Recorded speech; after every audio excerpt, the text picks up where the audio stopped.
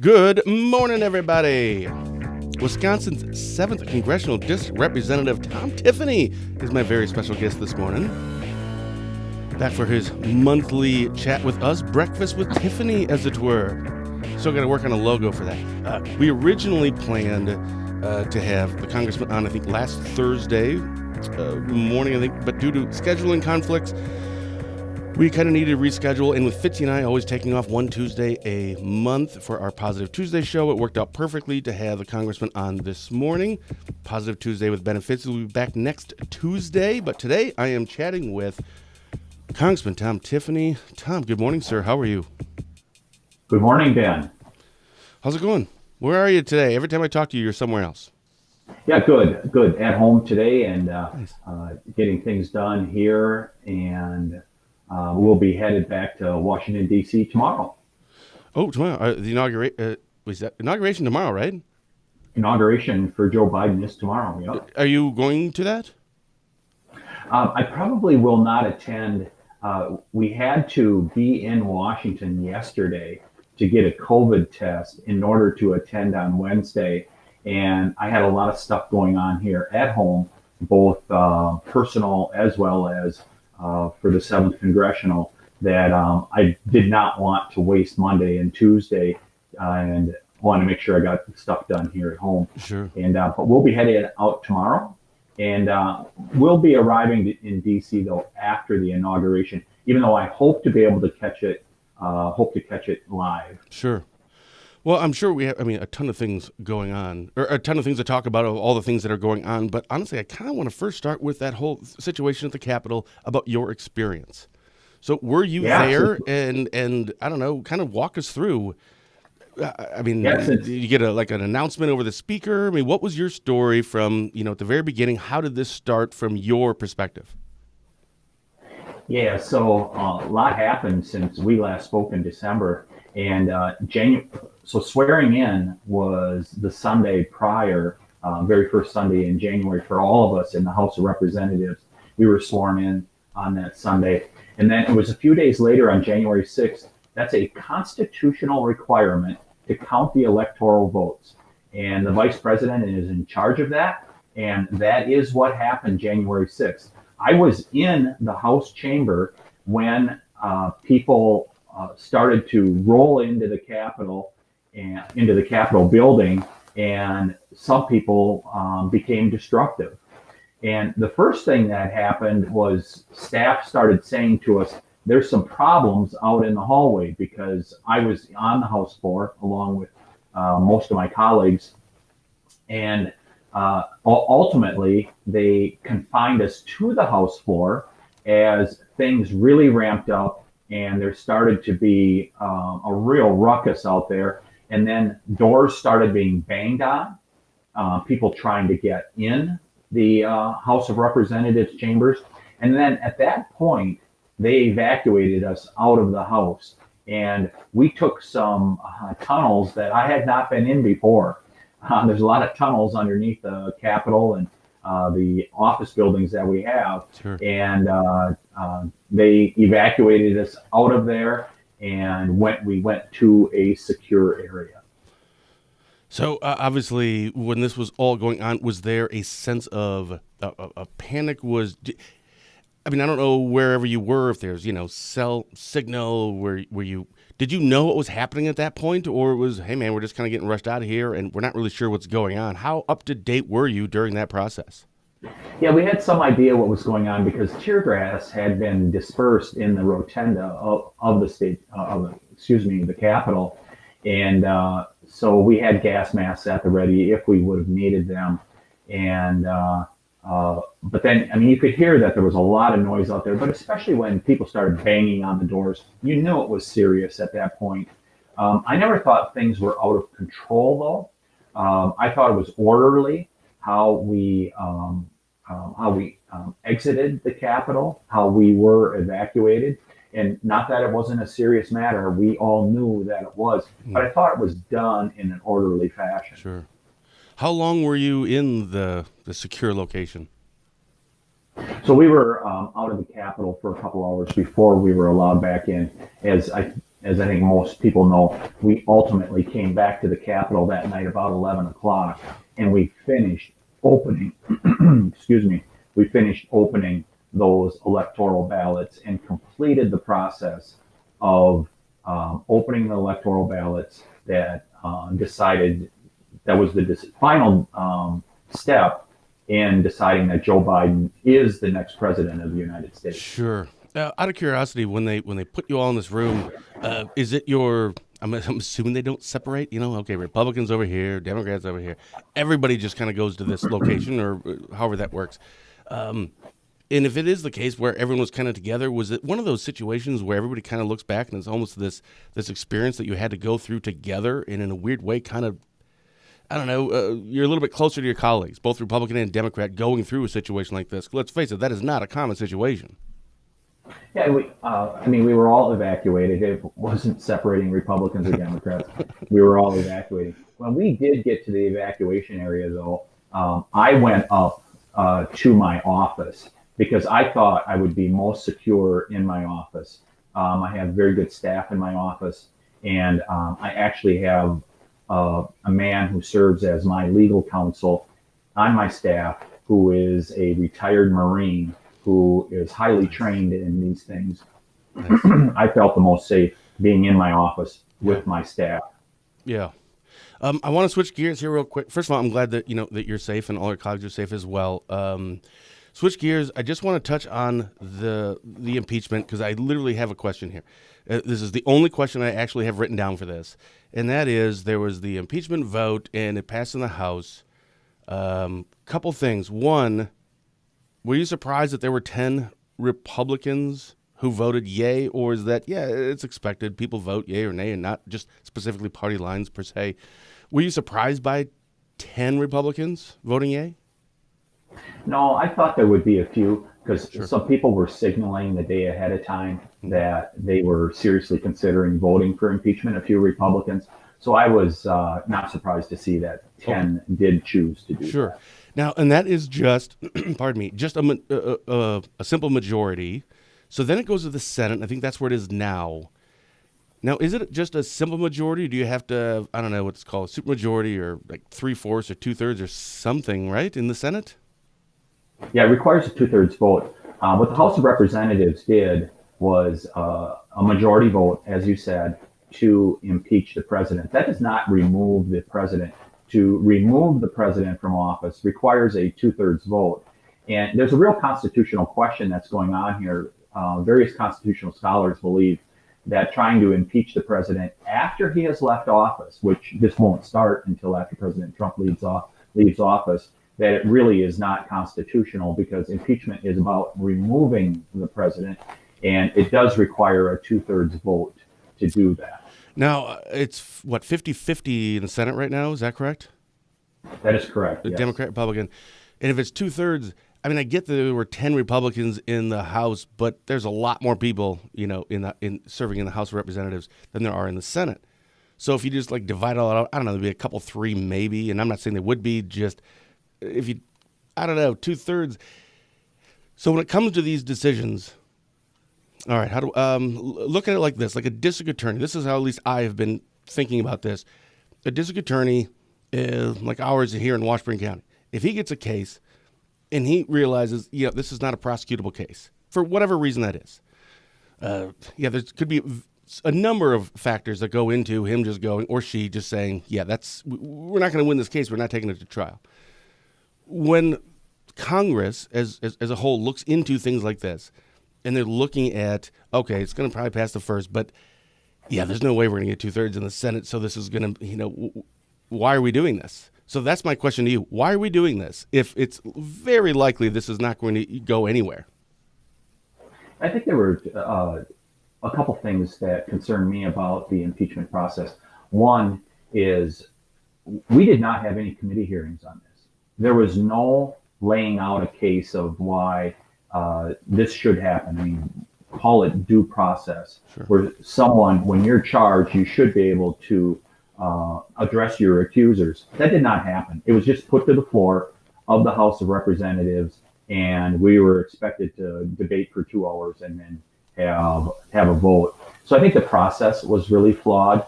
The second part of it is President Trump is leaving office. The Electoral College count on January 6th confirmed that Joe Biden will be the next president of the United States. Why would you stretch this out like this? Is it being punitive?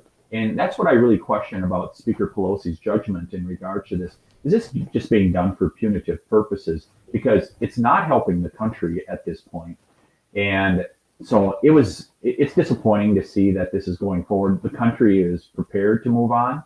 And I think the Speaker Pelosi took the wrong approach here and should just allow the process to play out. And Joe Biden will be the next president of the United States. Sure. So since we have you on at this exact time, a day before President Trump will no longer be the president, looking back on the 4 years of President Trump, and obviously he was a polarizing person, and he still is, and a polarizing president. But maybe there's time later on to go, well, you know, what he could have done or what he should have done over his 4 years. And wow, man, that was probably not smart, or maybe not so much Twitter. It's a whole bunch of time for Monday morning quarterbacking, but maybe it's more time right now to look at what has he done, in your opinion, over these 4 years that you look and say, our country is better because of these things. What has Trump done, in your opinion, that is actually pretty good? What are those things? Yeah, I think there's some policy items that while people will agree or disagree, these things definitely happened with President Trump in terms of policy, which is what I always try to focus on. Whether it's a Republican or Democrat, it shouldn't be personality driven. It should be driven by policy. What is best for the people of, in my case, the 7th Congressional District, Wisconsin, and the country. So there's a few things. President Trump is the first president since President Eisenhower who did not start a new war. I mean, we basically have peace in the Middle East at this point, where there's been 3 or 4 peace treaties signed by Israel with former enemies of theirs, Arabic countries, and that is really a good thing. Rather than our young people leaving their limbs and sometimes their lives over in the Middle East and Afghanistan, President Trump has steadily pulled us out of there in what he calls the forever wars and getting us out of them. I think that's a real success story. Mm-hmm. Second thing is he crafted new trade deals that have been really good for us. One with Japan that is very good for agriculture. The one most known by people is USMCA, the new trade agreement with Mexico and Canada. That's been a very good trade deal for agriculture and manufacturers. And of course, with Wisconsin being so heavy with agriculture and manufacturers, it's really good for the state of Wisconsin. There's no doubt that the USMCA renegotiating NAFTA was in the interest of Americans and a much better deal than we had with NAFTA. Third thing is securing our border. Now, some people do not believe that we should secure our border, that we should have open borders. But if you believe in a secure border, President Trump clearly was successful there, including building significant chunks of the wall. There were 10,000 people a month coming into the United States illegally from over our southern border. That dropped to 1,000 in 2020. A significant decrease, 90% decrease in the number of people that are coming across the border. The other thing that I mentioned is China. And China clearly has global ambitions of global dominance. You see that in how they're treating Hong Kong. You see that with what they're doing with the ethnic Uyghurs in Western China, where they have virtual concentration camps in Western China with those ethnic minorities, the theft of intellectual property. President Trump called them out and said, you can no longer continue to do that and be able to do business with the United States and other countries. And so I think that was a real success also.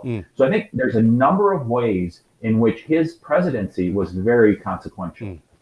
Out of curiosity, and maybe you don't know the answer to this, but you had said 10,000 a month in terms of the border, and then 2020 was 1,000. How do we know that? Do we survey people? I mean, yeah. I'm not saying sarcastically, like literally, how do we know? Yeah. The Border Patrol and other federal agencies, they're able to measure how many people are coming across the border, and they have a very good idea of what is happening there. And by the way, they also have a very good idea of how much of illicit drugs are coming across the border, like fentanyl. and methamphetamine, which is incredible amounts of those drugs that are coming across our border, as well as the number of people that are being trafficked, as in human trafficking, which is a very serious problem on the border also. A lot of people get fixated on, why shouldn't we just have open borders, letting people, if they choose to come in the United States, who are we to stop them? But it's much deeper than that. It's the drugs, it's the human trafficking that goes with this. That's part of the reason that I believe we need control of the southern border. Sure. Let's fast forward a little bit here to President-elect Biden. We have put up a link in our U.S. and World headline links on our website this morning. I think it's from CBS News about the agenda for President-elect Biden. Like, first day, promised, man, we're doing this immediately, and some things he wants to get done in the first 100 days. I'm sure you've probably seen some of these things, in the news, or maybe it's internal. I don't know how, it works in Congress. Are there any things that you look at? Because there's a significant amount of things that he wants to tackle right away. Are there a couple, three that you look at and go, okay, that's concerning me? So first of all, congratulations to Joe Biden on being president-elect and to be sworn in here on Wednesday, the 20th. So, congratulations to him. I know it's been a goal of his entire lifetime. And as president, I wish him the best, because if it works out for hopefully it will work out for our country. And so I kind of go back to the Trump agenda, and I'm really hopeful that Joe Biden will not reverse the good things that have happened. We talk about controlling the border, which includes controlling drugs and human trafficking. I hope Joe Biden will not reverse course on that. There's already a human caravan that's coming out of Honduras, and I think that's the worst thing possible for us to not have control of our border. We need to know who's coming across the border for a variety of reasons, including some people that come across our border have broken the law. We should not be allowing people in our country who have broken laws in the countries that they're coming from. So it'll be interesting to... Oh, so you're saying they broke the laws in their own country and then come here? Oftentimes there's records of them breaking the law, whether they're from Honduras, Nicaragua, wherever they're from. We should not be allowing those people in. And also we should be very careful. There are people that come in across the southern border from China, as well as some of the Middle Eastern countries. Some of them have terrorism connections. That's why it's really important to vet people who are coming into our country. So we will see how he handles that. Second thing, he is talking about revoking the permit for the Keystone Pipeline. One of the great accomplishments of the last decade here in America is energy independence. And you see it at the pump, where we've had gasoline prices that have been at $2 for basically the entire Trump administration. Yeah. And we have affordable energy. And that's at the heart of our prosperity, because all those manufacturers, the electricity that we consume, all those things, if they're more expensive, we become less competitive. And it is a global world. If we are less competitive as a result of higher energy costs, that gives China an advantage, because China is building more coal plants, whereas we don't build any coal plants anymore. They're building more energy production day after day. And if they have a competitive advantage in terms of electrical rates, we're in real trouble. And all you have to do is look at California to see where the trouble lies, where they're basically paying twice as much for electricity, and it's on only half the time. And I'm only exaggerating a little bit, because I have colleagues out in California who talk regularly about how they have rolling blackouts that happen all the time. People are planning their lives now around not having electricity. And I don't think that's a recipe for success for America. And we need all sources of energy. We shouldn't be shutting off any sources of energy, whether it's hydro, whether it's coal, nuclear, wind, whatever the case may be. We should not be shutting off any of them, but they should all be able to compete in the marketplace. So that's one of the big concerns I have in regards to incoming President Biden. I hope he does not sell out to the corporate environmental left. Sure. Switching gears once again, and it just brought up, I don't know, you said something that triggered my brain here. Free speech, and in this case, Twitter, Facebook, shutting down certain things. Parler, I think they're having those issues. A lot of this stuff is obviously Trump with the Twitter and then Parler because I don't know. I don't know the whole thing. It's a lot more people on the right, and maybe there's hate stuff going on, which that's never good. But do you look at this stuff from a policy standpoint? Do you look at this from a free speech standpoint? Do you look at some of these things and go, what we're doing is wrong? It doesn't matter who they're doing it to; it's just wrong. Or is this something you really haven't gotten into or looked into the details of this stuff? I believe the giant tech companies who have basically become the oligarchs of America in controlling speech, and we're seeing it over the last few weeks. It is a very dangerous place for America to be. We have always valued freedom of speech, and we've always believed. So we've seen hate speech in our past. I mean, we've seen it in a variety of ways. We've seen people say very hateful things, write hateful things. But what we've always encouraged is more speech because we've always believed as Americans that more speech gets us to a better place. What they're talking about now is being the censors of America and the world. And I think that's a very dangerous place for us to be at. And I support using the antitrust laws of this country to go after some of those tech companies who have decided that they're the arbiters of free speech, that they shall decide. That should be the decision of the American people, not a few people that sit in tall buildings out in San Francisco and think they should dictate to the world who gets to exercise their free speech or not. And I give you a good example. Some people would bring up that, boy, there were some really hateful things that were said by President Trump or whatever. Let's go back and look at some of the things that were said by Maxine Waters 4 years ago. And I'm not defending that she would do that, but she said go after go after people that support Trump. I mean, she was really out there, and there's others that have done the same. I don't say censor somebody like that. I say expose it, give it more airwaves so that people understand that those people who are saying things that are beyond the pale, that we can say that is not acceptable in a civil society. Oligarchs? What's that? A few people that control a particular industry. Yeah, I learned something new. Breakfast with Tiffany. I learned something new today. I mean, used commonly amongst the Russian oil oligarchs. They control the flow of oil in Russia. There's only a few of them.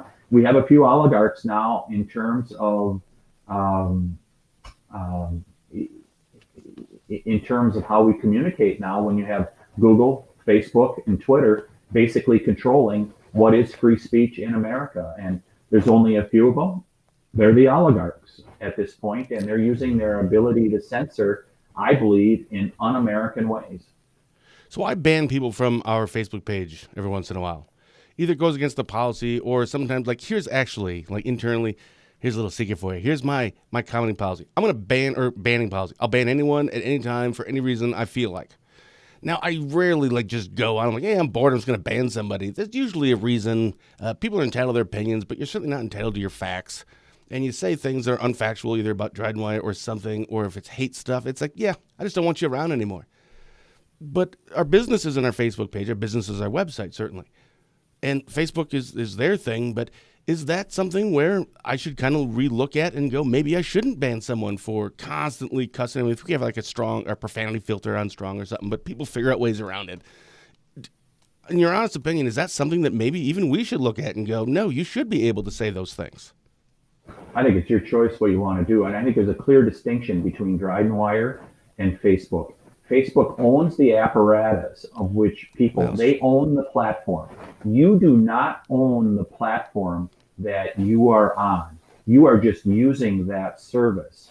And so I don't have a problem if you say that you want people not to be able to say certain things and that you're going to edit that. I don't have a problem with that at all. These folks control the platform. And that's a big distinction between Facebook and DrydenWire. Sure. Yay. What else is going on? What else do you want to talk about that we haven't had a chance to discuss?